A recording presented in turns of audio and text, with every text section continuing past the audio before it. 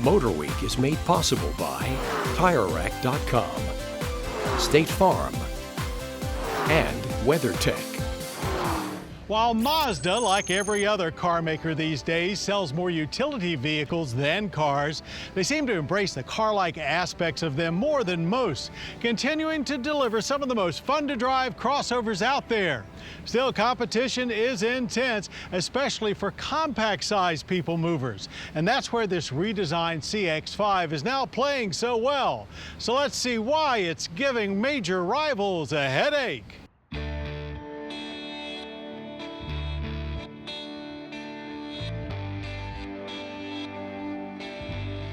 The 2017 Mazda CX-5 kicks off the second generation of Mazda's compact crossover.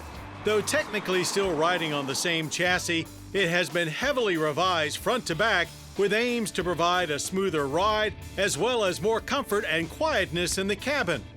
Of course, Mazda is also relying on electronics to do a lot of the yeoman work now as well, with new G vectoring control vehicle dynamics enhancement.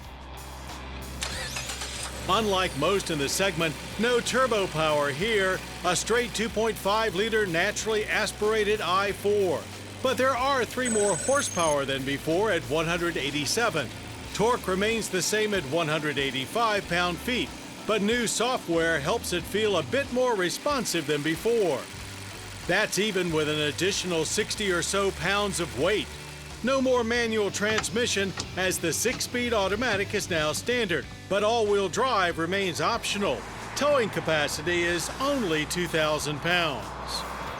Government fuel economy ratings take a slight dip as the city rating falls from 24 to 23 for all-wheel drive. The rest are unchanged at 29 highway and 26 combined.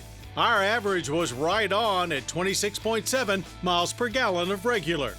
The energy impact score remains above average at 12.7 barrels of annual oil consumption with emissions of 5.8 tons of CO2.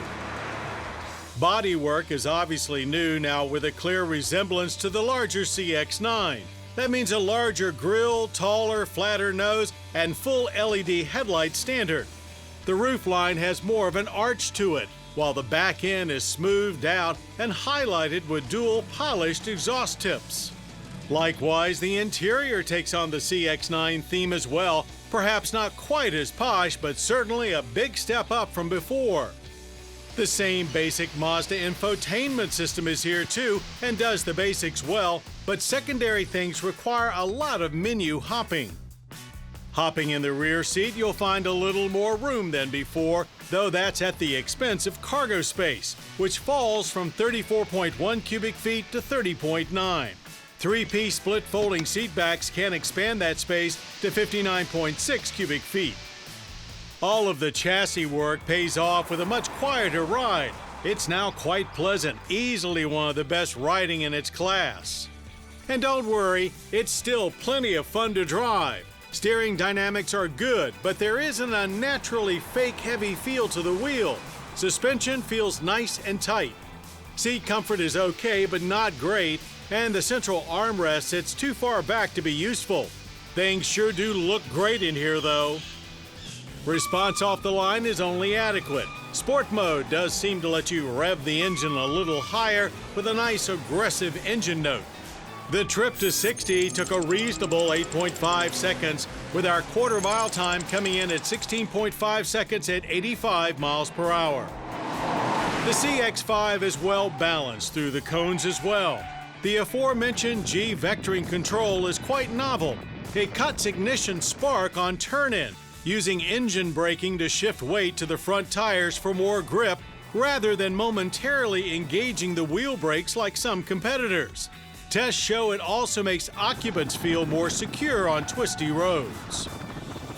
When it does come time to actually use the brakes, a short 113 foot was our average stopping distance from 60.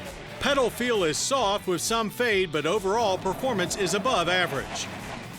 In addition, Smart City Brake Support automatic braking is now standard on all models.